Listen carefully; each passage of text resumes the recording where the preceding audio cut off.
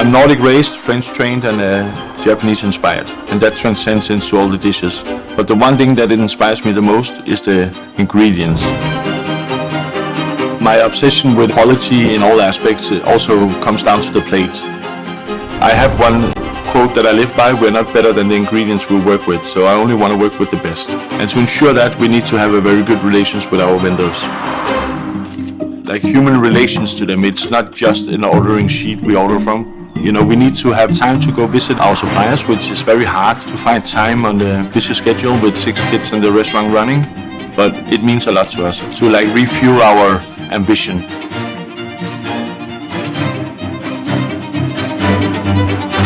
Because we are ambitious in every aspect of life, you know, we don't want to waste our time with being mediocre. We opened the restaurant with the ambition of making a restaurant which we would love to be guests in ourselves. We are always trying to achieve the best for the guest. It's not just a hashtag when we put it on Instagram. We want to make it as comfortable to dine here when eating the best ingredients. We don't want to alter the original state of the product too much. I never ask the price, I ask the quality first. So when you're having a king crab or grilled langoustine here, you will be able to taste the quality of what we are. And that is what inspires me. Back in the days, I was a harsh guy. I was a very tough guy, also in the kitchens. I went home sad, you know, and my staff went home sad. You don't want that for anybody, because you cannot be living your life like that. For us, it's crucial that we have a happy team. Every day we go to work, but we are actually spending our life doing what we do. You know, and one thing you don't have enough of is time. If you spend your life cooking, it should be worth it, you know, in a sense of like not wasting your time by working with a broken heart. It doesn't work like that anymore.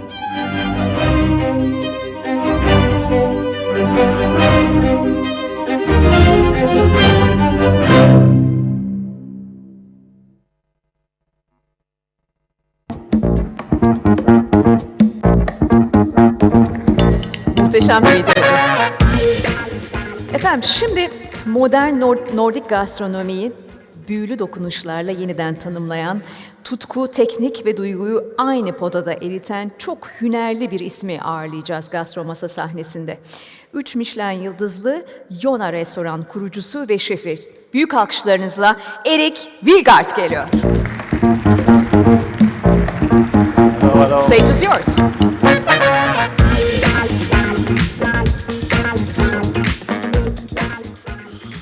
Good afternoon, and I would like to start out by saying thank you to Gökmen Sosem, to the team around Gastromasa for inviting me back to this beautiful city of Istanbul and in general to the beautiful country of Turkey, which I value a lot.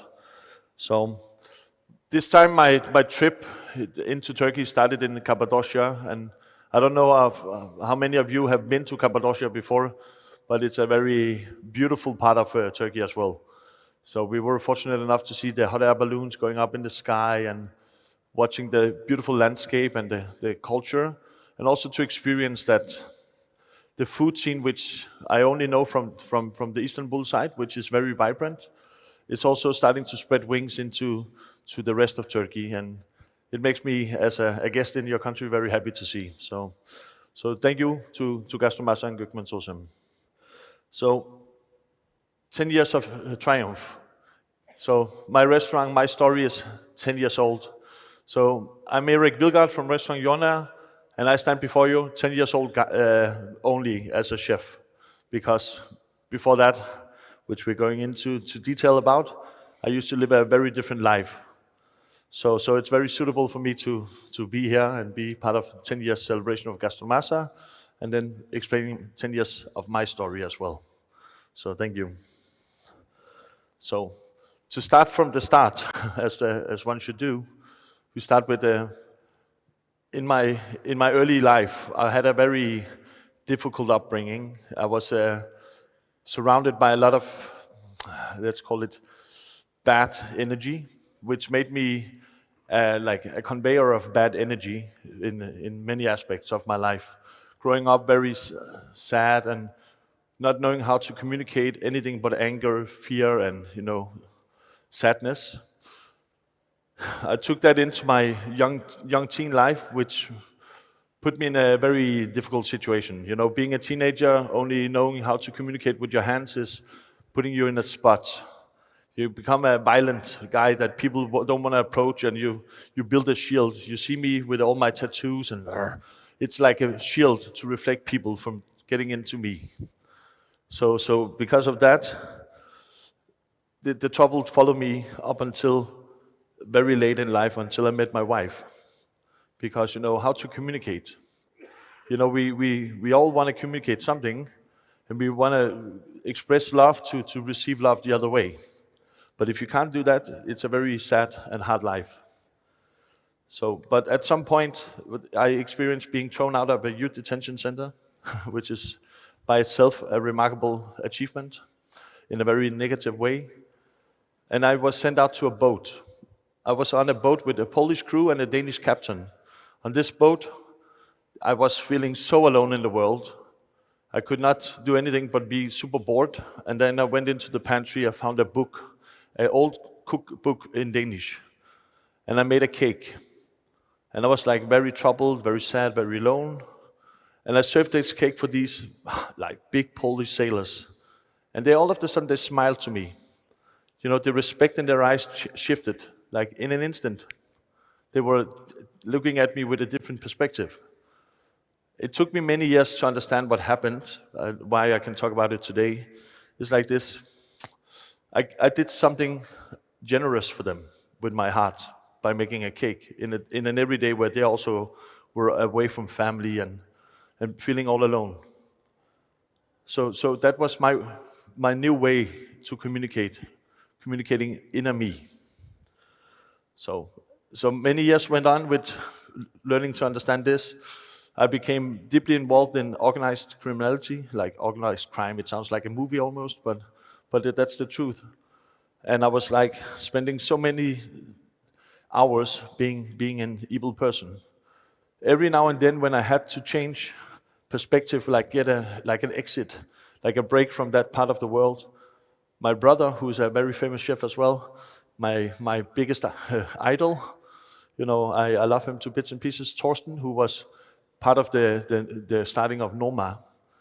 They called me one day, and my brother said, "Hey," because I was released from a sentence, and he said, "Come and help us in the restaurant. We need hands to peel the asparagus." And the energy in the kitchen, in good and bad, can be very intense, and it's a lot of hierarchy. It can be very strict, and action and reaction is very close to each other. There's no chance of correcting things as we go. It's we need to be precise, or else it has a consequence. So I was like a fish in water coming into a kitchen, because it was wow, that wild energy and that craziness in some way. It was wow, it's just like outside, but a little bit more warm in here. So in some way. And then I started training at Norma. 6 months in, I became actually responsible for running all the functions as a non-trained chef, because I've worked very well within the structure. So I was wow, that was very good. But the problem with me is I have too much on my mind. I think many of my colleagues in the room here can relate to being always running with our minds and being a little bit restless. I'm done? No, I'm joking. No, and then so I lost control of being a chef, and I went back to meet up with my old self. And that I stayed within for many years, doing a little bit of cooking every now and then, but didn't take it seriously. And then, unfortunately, the passing of my parents made me collapse fully as a human being. I went into a very dark place, because my upbringing comes from a place. And now I never get the answers to why and and I felt like a victim. But I know now I was not a victim. I was blessed by being put in this situation to be where I am today. Because I met my wife Tina.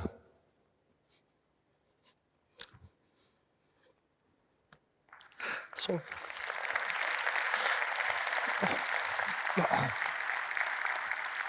wow.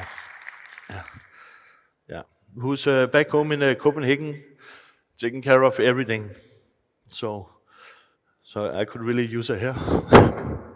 So okay, but she changed my life because she looked at me and saw beyond the tattoos, beyond the very hard demeanor, and she looked into me, into my soul. So she literally changed my life for the better. First time we met up and we started dating, she got pregnant. You know, I never missed time.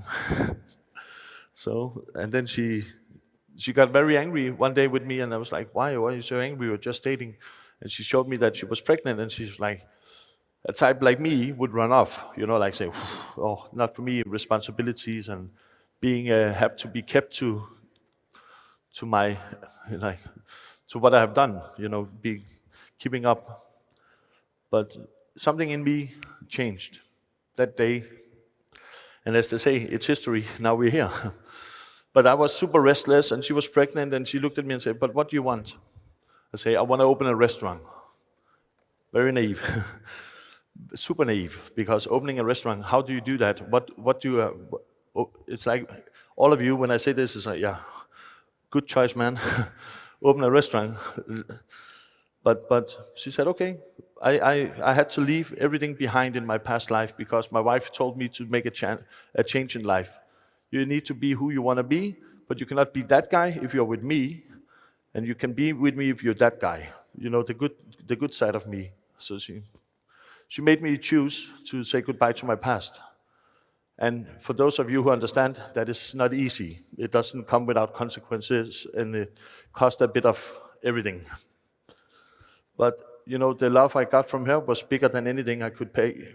You know, nothing was greater than that. So it was a very easy choice. So we opened the restaurant. She found the location in Gentofte, which you just saw, this humble little restaurant. So we opened the doors in May 2017 with a newborn baby, ambition of being somebody else, like fighting my inner demons, trying to prove something, trying to show the world that I actually mean this, the mission I put myself on. It was not just like a hoax or just for fun. So the time is of the essence. So we push and we push and we push.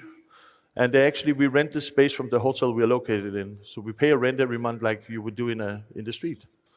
And they asked me, so what is the ambition? And without knowing anything about the industry, I said, in 2 years' time, there will be a Michelin star restaurant. Very arrogant, very ambitious, let's call it that. The first year, we received the first star.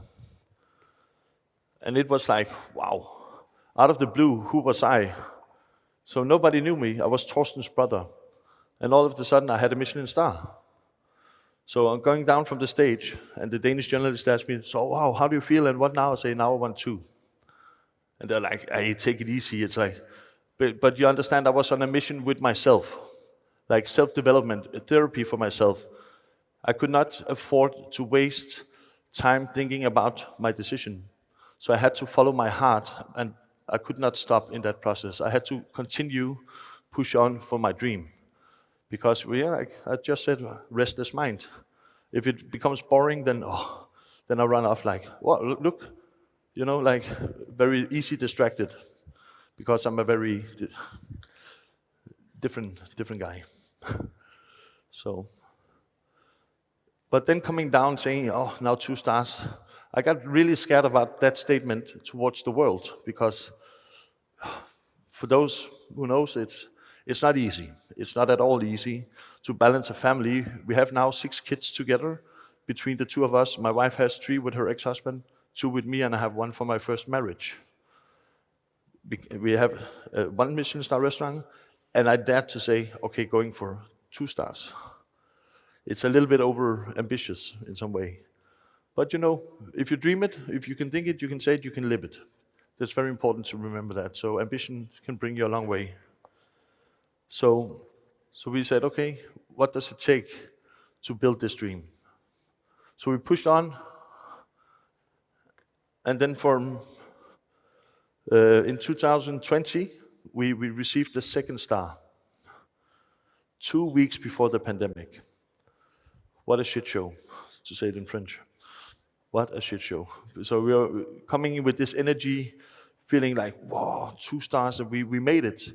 And we have made a game plan saying, okay, if that happens, if it not happen, we come back from Trondheim with 2 stars. I was like, wow, fairy tales do come true. And then 2 weeks after, we got locked down like the rest of the world, and we're not a singular case in this matter. All of us suffered. Our industry especially suffered from the lockdown because social gatherings was a no-go for many years in the correct format. So we were spending a lot of time thinking about how to survive this because we could not let the staff go because then they would be alone. We would lose all our energy within the restaurant. We don't have any investors. We made everything from the bottom up. So we had to keep the payment going for the staff with that little bit of money that we saved doing our hard work. But that infuriated like a hunger inside of us, saying, okay, we have time to think. We have the restlessness became a weapon instead of an enemy to me. So we could focus and tighten the screw and put more effort into developing who we were. So you have Jordnæ'nin post-pandemic, and then if everybody who followed our journey can see in the years after how tight and sharp everything became super zoomed into what matters, which is the product. So the precision, the techniques, and the awareness of supporting the suppliers increased because they supported us by giving us a little bit respite on our payments during the pandemic. And so when in the brief windows where we were able to open, they gave us a little bit of help in that way. So for me, it was super important to support the suppliers and get to know them even more. And we focused all our energy. And I actually felt that we reached the point where it became dynamic within the restaurant. It was not just like chasing, it became like, this is like the restaurant's movement. And then we, I think we skipped that one. Yes. And then as many of you might have known, our kitchen burned down in 23. So we went home from work, and then we got a call from the hotel saying, hey, there's a small fire. And I drove into the parking lot.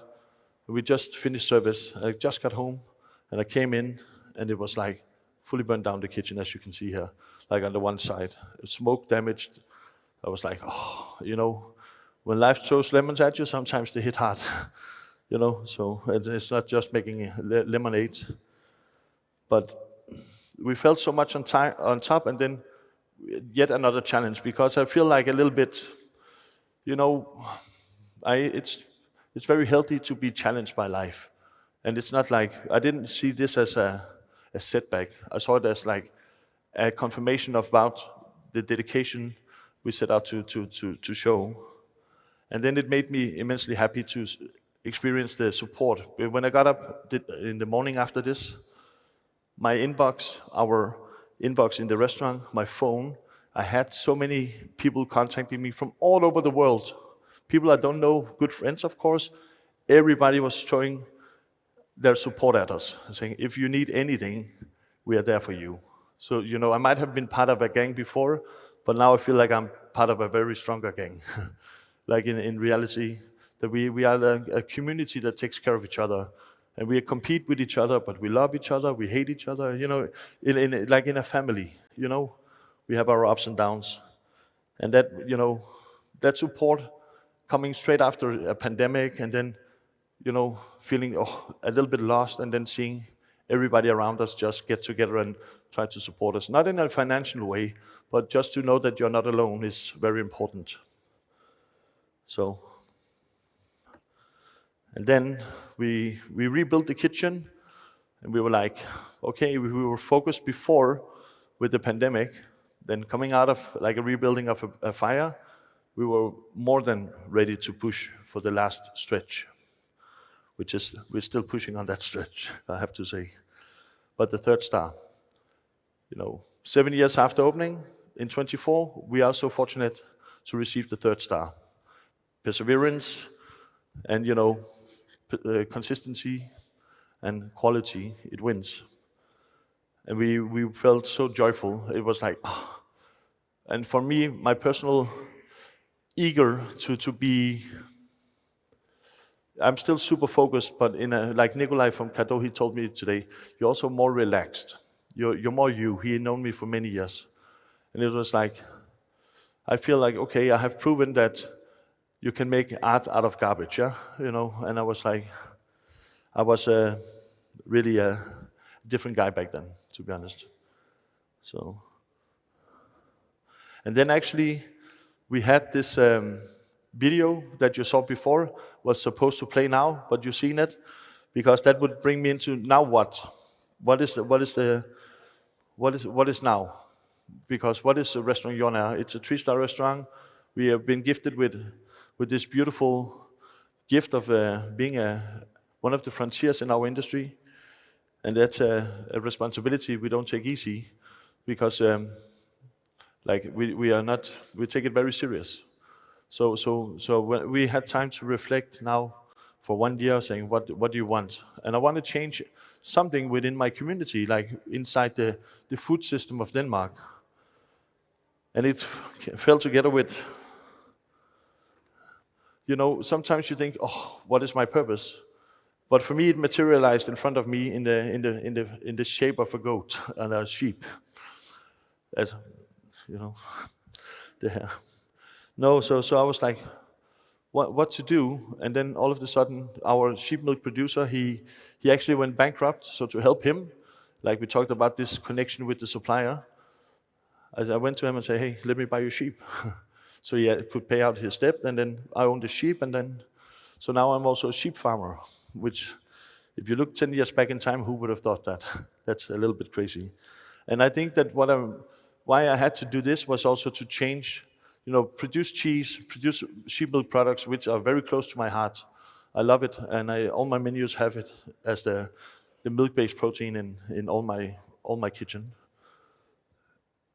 And I can do something which will increase the quality of what we eat, because we look at Copenhagen and Denmark as like a food destination, but go to our supermarket and see what's on the shelves, and you will be very disappointed. If you're traveling in from Spain or from France or from Turkey, and you see the selection of food you have for the everyday life, it's below par.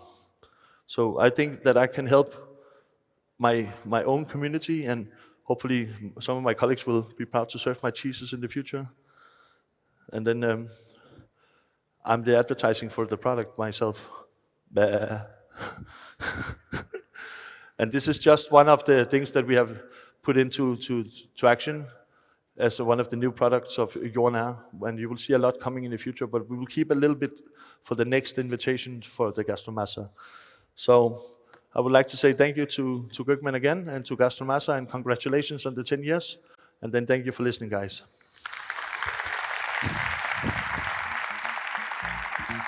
Thank you.